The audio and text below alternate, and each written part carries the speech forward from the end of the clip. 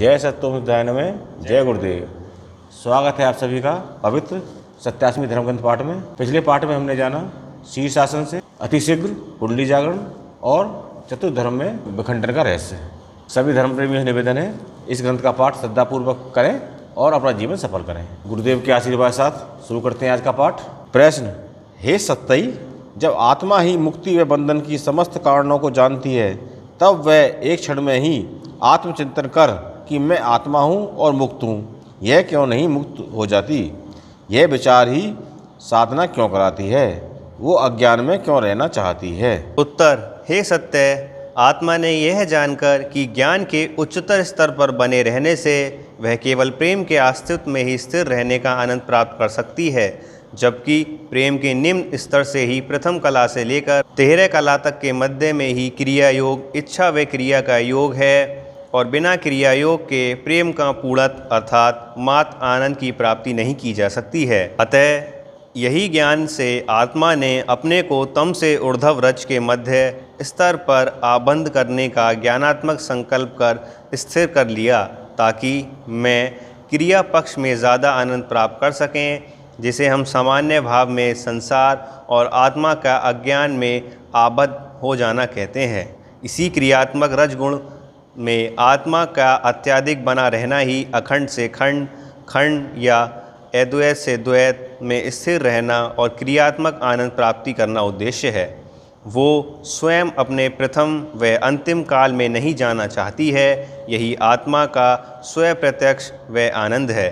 यही रहकर अपना शोधन करना उसकी साधना करना कहलाता है कि आत्मा में ही जब समस्त ज्ञान है तो वो यह सोचती है कि मैं ही मुक्त हूँ, तो तुरंत क्यों नहीं मुक्त हो जाती? उसका उत्तर उपयोग कथन है। आइए अब जानते हैं अगला प्रश्न, हे सत्य स्वरूपी, क्या इस महाज्ञान को पढ़कर स्त्री की अपेक्षा पुरुष भोग से योग मार्ग की ओर अधिक संख्या में अग्रसर नहीं हो जाएगा? क्योंकि अब तक वह व्यर्थ के ब्रह्मचर्य के पालन में अज्ञानी, आस्था तथा जंगल जाना, एकांत में अपने को कठोर संयम से एकाग्र करने में व्यर्थ ही समय गंवाता रहा है। तब जब उसे पता चलेगा कि मैं अपने अर्धभाग शक्ति की सहायता लेकर सहज मार्ग से उच्चतम आनंद अवस्था व आत्म साक्षात्कार तक पहुँच सकता हूँ, तब मैं स्त्री को क्यों त्यागूँ और क्यों ना उसका अधिकतम सहयोग ग्रहण कर योग को प्राप्त करूं? तब वह स्त्री की अपेक्षा ज़्यादा इस मार्ग को अपनाएगा, तब स्त्री का क्या होगा? जानते हैं शंका का निवारण। उत्तर, हे सत्यम, आपकी जिज्ञासा यथार्थ है। यह तो होना भी चाहिए, क्योंकि जब पुरुष इस प्रकार से सत्यास्मी ज्ञान की प्राप्ति के द्वारा योग भोग का संतुलन लेकर अपने अर्धभाग स्त्री का सहयोग लेगा, एक प्रकार से प्रत्यक्ष में ही वह स्त्री को इस महाज्ञान में स्वयं ही सहयोग देता चलेगा। तब स्त्री स्वयं ही इस सहयोग से पुरुष के सामने अपने को अपनी समस्त कलाओं को प्रकट करेगी और स्त्री का संपूर्ण शक्ति का अधिकतम उपयोग पुरुष के अधिकतम शक्तिपात सहयोग से संपूर्ण रूप से भौतिक और आध्यात्मिक रूप में प्रकट होगा। पुरुष के भोग योग के संतुलन से ही स्त्री का अज्ञात अज्ञान स्वरूपी भय की समाप्ति होगी। वह निर्भय होकर भोग और योग कर सकेगी, क्योंकि उसके दोनों कार्यों में पुरुष को समानांतर सहयोग मिलेगा। दोनों अपना अपना ज्ञान विज्ञान परस्पर बांटकर आत्मसुख प्राप्त करेंगे और वर्तमान में भविष्य दोनों परम सुखकारी व उत्तम परिणाम से युक्त होकर आत्म साक्षात्कार देंगे।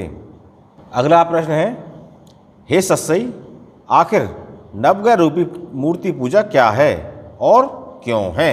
उत्तर, हे सत्य पुरुष, प्रत्येक पूर्व महान व्यक्तित्व धारण किए एक ऐसे मनुष्य के प्रति स्मरण कर जीवंत मनुष्य को यह स्मरण रहता है कि पहला, ईश्वर के सगुण अर्थात 16 कला प्रकार के शुद्ध उच्च भाव क्या हैं। दूसरा, प्रत्येक ग्रह कर्म भाव के रूप में निर्मित भाव मूर्ति जो मनुष्य रूप में होती है, उसको देखकर अपना अपना कर्म कैसे यह इस प्रकार से होता है, जैसे कैसे करें कि पहला, सूर्यदेव, आत्मा का सर्व स्वरूपों में समान प्रकाशित होने का कर्म भाव का ज्ञान होता है।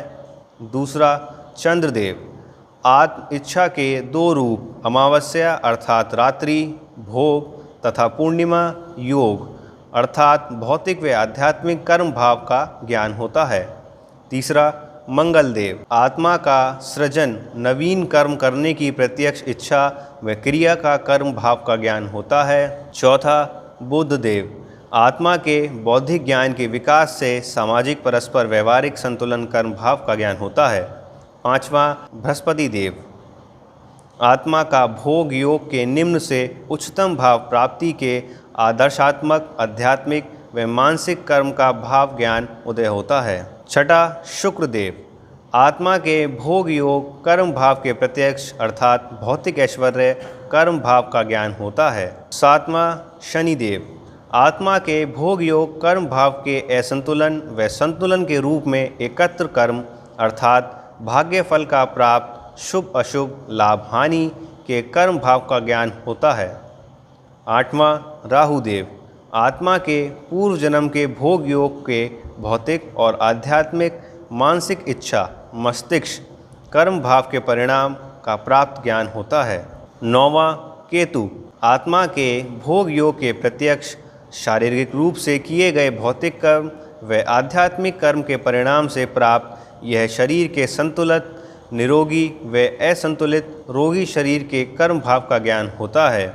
मुख्य इसी प्रकार से समस्त पूर्व जीवंत रहे महापुरुषों के जीवन का प्रतिनिधित्व करती स्थिर मूर्ति का ध्यान करने से हमें जो ज्ञान लाभ होता है उसी का सत्य नाम पूजा उपासना ध्यान आदि भावार्थ है। अगर हम यह सब जानकर उनके गुण से ज्ञान प्राप्त करते हैं तो मूर्ति पूजा का शुभ लाभ प्राप्त होगा, अन्यथा हमें कोई भी लाभ की जगह केवल व्यर्थ समय बर्बादी के रूप में हानि या असफलता की ही प्राप्ति होगी। अतः यह सत्यास्मी ज्ञान अपनाओ व जीवंत उपासना करो। अगला प्रश्न, हे सत्यई, ऐसा एक सर्वोच्चतम उदाहरण दें जिसमें पुरुष के द्वारा दिया गया ज्ञान को गर्भकाल में ग्रहण कर उसकी संतान ने सर्वोच्चतम विद्या पाई है।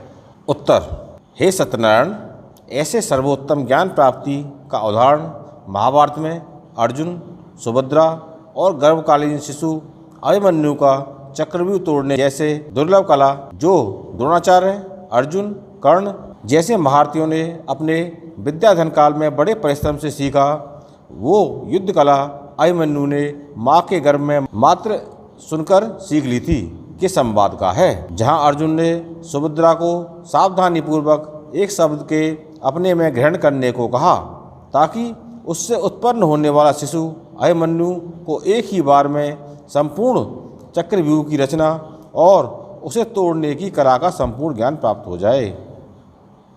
और ऐसा हुआ भी, तथा सुभद्रा द्वारा चक्रव्यूह के अंतिम चरण को तोड़ने की कला के विषय में अर्जुन का संवाद न सुन पाने और सो जाने के कारण अपूर्ण रहा और अभिमन्यु का महाभारत के प्रत्यक्ष चक्रव्यूह तोड़ने में असफलता व मृत्यु का कारण बना।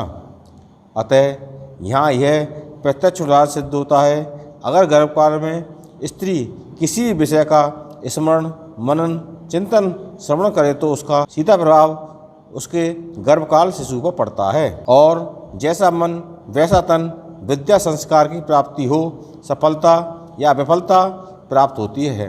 अतः प्रत्येक स्त्री अपने भविष्य संतान की प्रथम से अंतिम गुरु स्वयं ही है।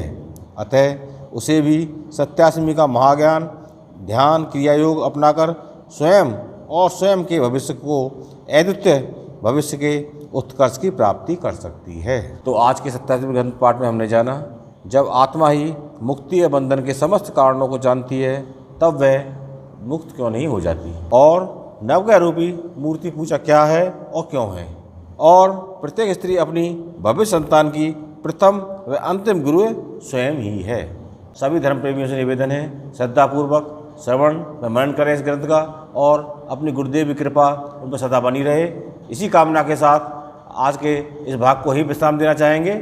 जब तक के लिए जय सत्तोम सिद्धाय नमः।